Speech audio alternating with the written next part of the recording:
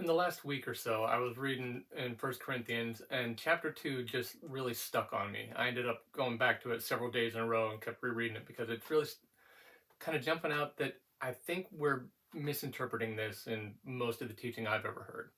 Because First Corinthians 2 starts out with Paul talking about how when he first came to them, it wasn't with like eloquent words and convincing arguments and stuff, but he came deliberately in humility. This is where it says that I determined to know nothing among you except Christ and Him crucified. And it's that Paul wanted to whittle things down to the absolute very basics.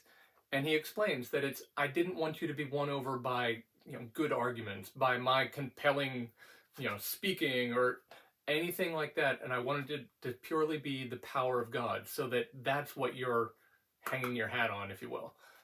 And like so often it seems like we stop there and we go, oh yeah, you don't need any of this other stuff, and like it's bad for a real Christian to focus on things like that and to speak well or something, and to just be all you have is Jesus and Him crucified.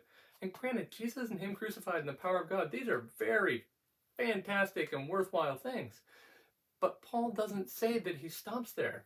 Like in my Bible, it's the next paragraph, but it's verse 6 that he says, when I'm among more mature believers, we go deeper. Like I go into more wisdom and stuff because there is more to like the life of following Jesus than just the very beginning.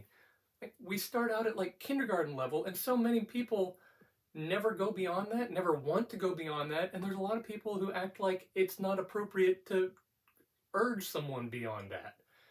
And Paul is saying, when I'm with more mature people, and later on he like criticizes the Corinthians. He's like, when I was with you, I had to treat you like babies. Like you couldn't handle solid food. I wanted to give you more, but you weren't even ready for that yet. I expected you to be more mature by now, but you're not. And there is more that he wants to get into. And this isn't just like, oh, we're gonna get into deep theology and stuff. And it's like, but there's more to life as a Christian, life following Jesus, and what this looks like and how it plays out in the day-to-day nitty-gritty reality. And he wants to get into that stuff.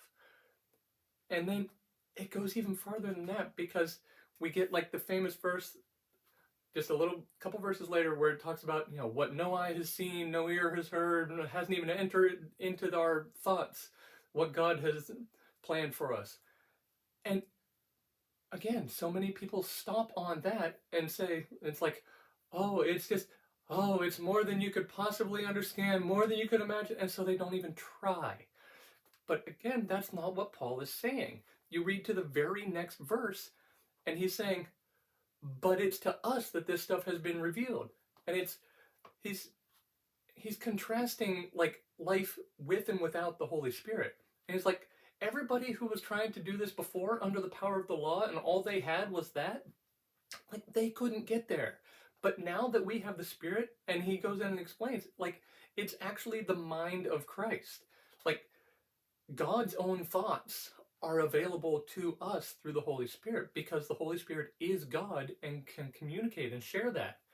And it just changes everything if you approach life and approach God with an expectation that, assuming He is going to talk, He is going to show you things, He is going to reveal like His plans for you, His plans for the world, His love for you, and how He sees all the different situations that you're a part of. If you expect that He is going to reveal this stuff, it makes an entirely different perspective and a different life for you than if you approach life going, oh well, it's just more than, oh yeah, you can never understand it. And it's like, because all that does is convince you to not even bother.